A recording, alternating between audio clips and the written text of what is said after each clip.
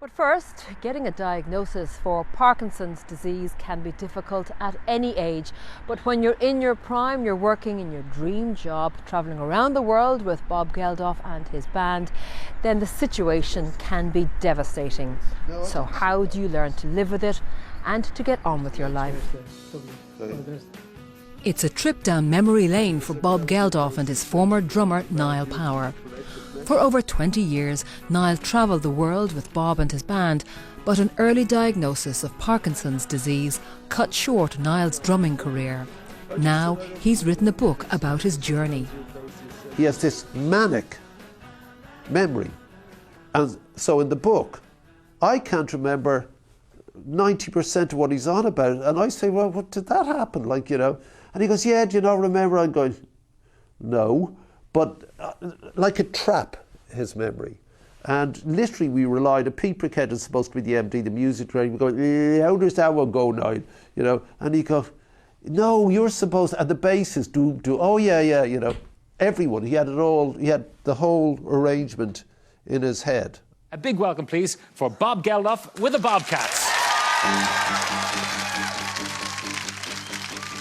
I let Pete Briquette do all the sort of hiring for the band, There's a lot of people able to play, and but they're no fun to travel with, and you're cheek by jowl, for days travelling. So it's got to be someone who fits in the group, and just instantly fitted in. He knew obviously the Rats, but like in the solo band, he just was there, like he'd always been there. There was never any, trying to fit in or trying to get the grooves of the band just straight away.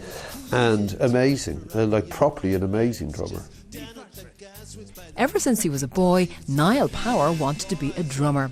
It was always his ambition to make it his life's work, and so it was to be. Over a successful career, he drummed with many bands and stars, including big names like Westlife and Marianne Faithfull. To any up-and-coming musician, he had made it to the top of his profession. But in 2007, while with the Geldof Band and after almost 20 years on the road, it all went wrong when he received a diagnosis that changed his life.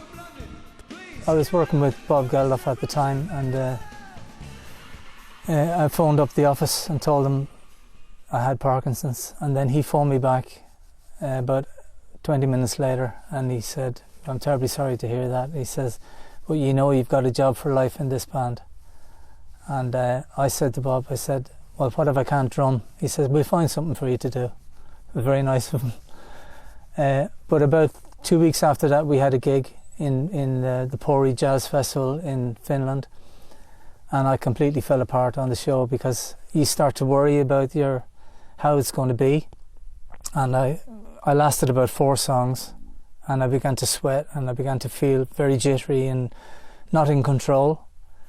And as soon as I stopped drumming, I was back to normal. Such a weird thing to have to go through.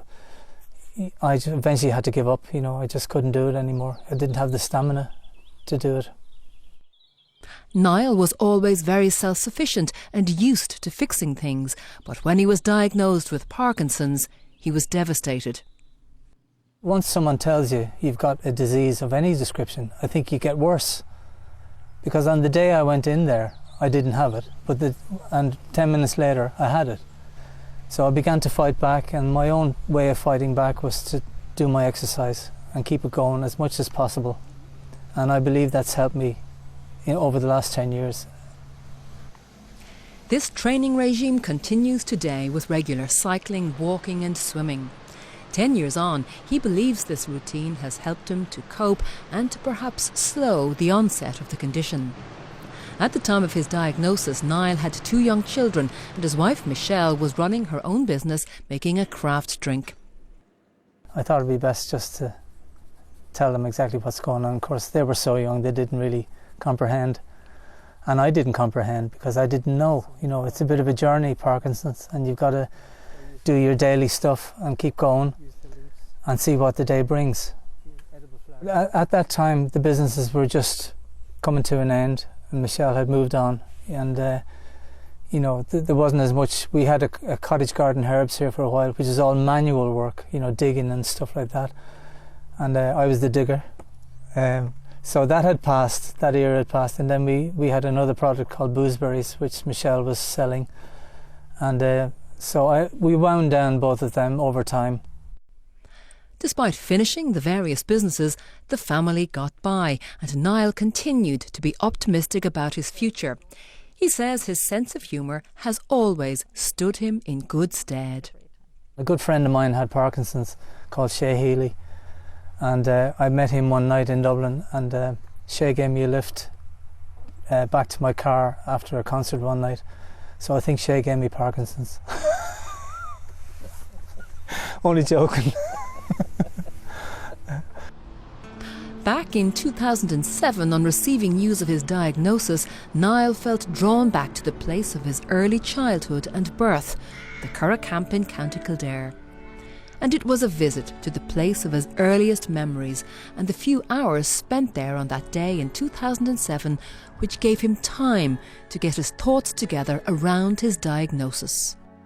I went back to the place I was born, the Curragh Camp. I went back to the hospital which I was born in. It's not there anymore. I just stood in I don't know what brought me back there. I just stood in where the foundation is, and I cried for about half an hour. Couldn't believe it. But it was one of those things. It was like starting the clock again, just going back to where you were born, and getting stronger every day. His career as a drummer over, and with time on his hands, Niall started researching his family tree. This work developed into a book about his family and his 40-year career. It's a behind-the-scenes look at life on the road, and it's full of stories and photos from his early playing days with the show bands up to and including his time with the Geldof band. And it was in the city of Kilkenny that he decided to launch his book, Timing is Everything. Here, his friend, accomplished author Turtle Bunbury, spoke about their first meeting and how Turtle had been impressed with Niall's drive to get fit despite his diagnosis. I first met Niall in the Mount Woolsey swimming pool when I used to go there every morning to struggle up and down the pool. And I look over and I see this guy going backwards and forwards, striding up and down it. And I think, oh, who's that fella? What's he at? Is he a boxer or a taekwondo, or what's he up to? And then I got to know him actually in the changing rooms over the banter. And I said I am a historian, and Niall tells me he's mad into the history. He's researching ancestors and so on. And I learned from that he's a drummer. The book launch attracted many names from the music industry, with people he had met over his many years as a drummer. Long before I worked in RTE broadcasting, I would have come across Niall as a young drummer. I think I'm a year or two older than him. And then I heard about his Parkinson's. And I figured, God, that's rough for a drummer particularly, you know. And it put an end to his drumming career, but it didn't put an end to his life. He's a very determined guy, very determined, and he's got great drive. So he changed the drive in life from drumming to working with his Parkinson's. Session in J.J. Smith's. First time I heard of Niall was Rob Strong. I was playing with Rob when I was 18. Rob came one day and he said, like, I heard this drummer, Niall Power, and he's unreal. And then I heard him afterwards. He started playing with Step Aside eventually and people like this. He wasn't a flashy drummer, didn't play all these big fills and stuff like this. He was always on the button. You know, he always laid down the rhythm and kept it the way it should be. I'll start typing with the one finger. We played in Vegas in 1979. And that's unbelievable. He was out in Vegas. But he's a lovely young fella and a very good player, a very accomplished player. He accomplished his goal as a musician, you know. Have you read the book? I've read the book, very good. It's an excellent book. There's one main reason I play drums, and it's because of this man, Des Hopkins. And I suppose through him I met, but most definitely my second greatest inspiration, which is most definitely Niall Power, who used to be, let's call him my father's drum tech, my father's roadie. I was raised then knowing Niall since the day I was born. The band was called Just For. It was quite quite a popular band around the 70s, and around about 73 we played a regular gig in the Curragh just beside where Niall lived, and there was always this little fella hanging around the door wanting to help with the gear and take it in and take it out, and eventually we let him come in. Now, he was very young, he was too young to be allowed in the pub actually, but he used to sit out the window, and I was playing the drums, there was a little window beside, I used to see him peering through the window watching everything I was doing, you know. But once a drummer, always a drummer. And when called upon at his book launch, Niall just couldn't resist sitting in and playing. To see him jump into a new thing like this, having been a drummer for 40 years, but to put together a book, to write it, to compose it, to do all those things, it's really touching to watch. He's always kept going, and that's very motivating even for anybody, especially for me. Seeing my dad, I'm like, he's amazing. I just let him go on and do his own thing, and I thought it was great what he was doing, because it gave him a project, something to do, which was great for his illness as well. He has accepted it, but has rejected the fact that it's going to limit him beyond what we know that this thing will do. So it's not false, this. He knows he has to work towards it. He's stronger now than he's ever been. He openly now talks about everything. I'll occasionally fire him over something I've read about Parkinson's and tried it, but he's on top of that already. Of course, in 50 years, they'll probably have nailed this. And it'll be too late for all of us lot. But, he's the man who can handle it, I've no doubt. And he absolutely will have the support of every single one of the band and crew, his mates.